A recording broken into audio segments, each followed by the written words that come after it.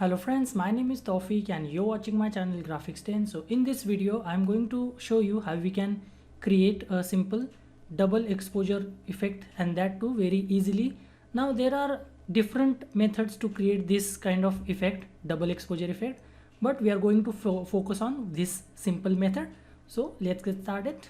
So first of all, I have taken this image which I have downloaded from unsplash.com. Then using the the select subject tool, I have selected this particular area or the object that I want.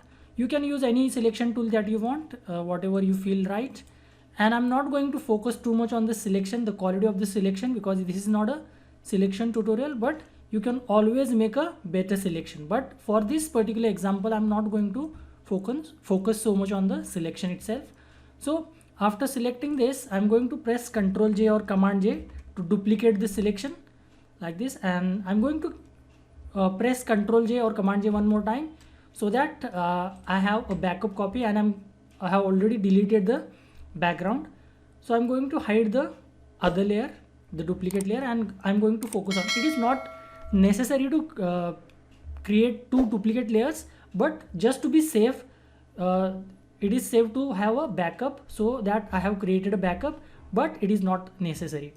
Then I'm going to create a background. So I'm going to go to the adjustment layer and I'm going to select a solid color, whatever color you like. So I'm going to select this gray color. Yes, okay, and it is already below the object.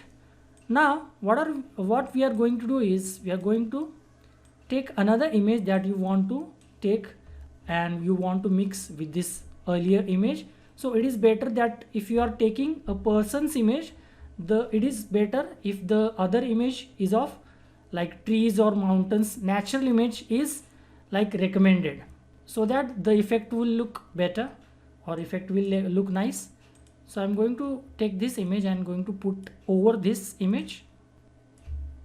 So this image should be above the object and it should cover the entire area. So this is how it looks. Now I'm going to create a clipping mask. So right click and create a clipping mask.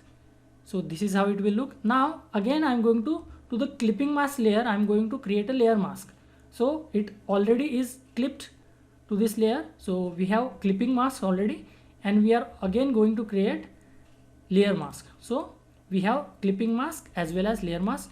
I'm again going to create a duplicate by pressing Ctrl J or Command J.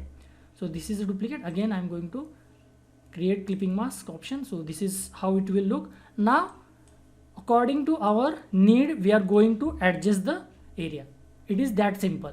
So using the layer mask, so this is our top layer and this is our bottom layer. So I'm going to select the bottom layer first. This is the bottom layer, and I'm going to rotate this, or rather flip this. We can directly flip this using press Ctrl T or Command T, right click and flip vertical. So this is now flipped, and before that I need to hide, so or we won't be able to see what's going on. So I have hidden this top layer and Ctrl T or Command T and vertical. So this is how it will look. So I'm going to place it over here like this. So this looks okay, and using the layer mask I'm going to remove some of the area that I don't want. So I'm going to increase the brush size and make sure that the soft brush is selected, and decrease the opacity according to your liking, and draw the brush tool like this. And if you're not happy with the result, you can always get it back, as we have drawn or created a layer mask. So let's say if I want some of the area back for over here, so I'm going to take the white color. So white color will bring back the area and black color will hide the area like this.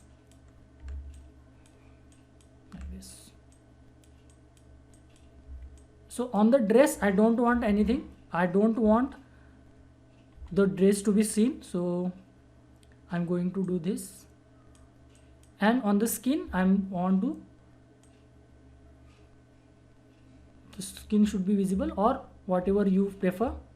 Now I'm going to turn on this top layer, and again using the layer mask option, black color, which will hide like this. So I want only the face revealed, so this like this, and instead of hair I want these trees, so it will look something like this. I'm going to reduce the opacity further, so this is how it will look.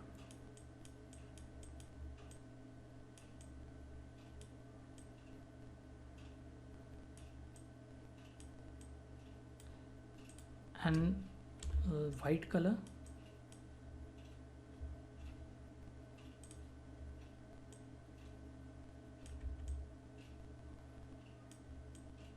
so that the layer below is visible. So this is how we can easily create double exposure effect, and you can play with the values. So I'm going to again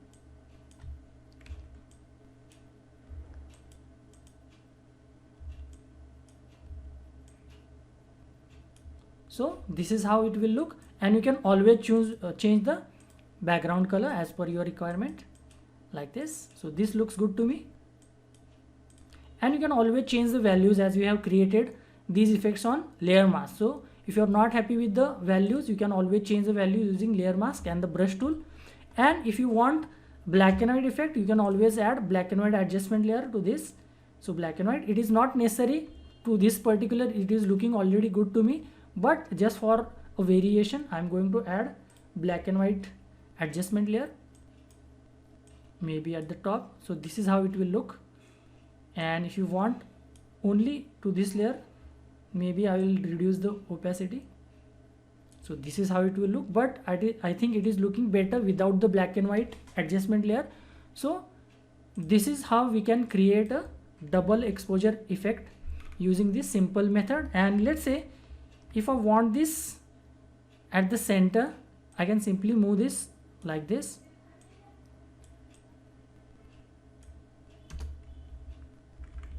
Like this, and again I'm going to create layer mask, and using the brush tool I'm going to hide this area. I will increase the opacity. I'm just exploring some variations. You can always try different things. So this is how it will look. This is how it will look.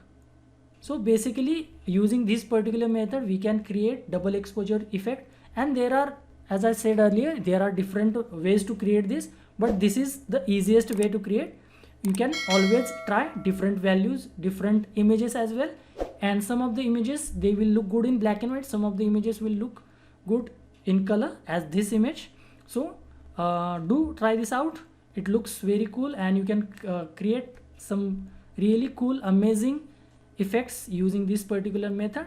So that's it for this video. If you like this video and find this video useful, give this video a like and subscribe to my channel. So I will see you in the next video. Until then, bye bye and cheers.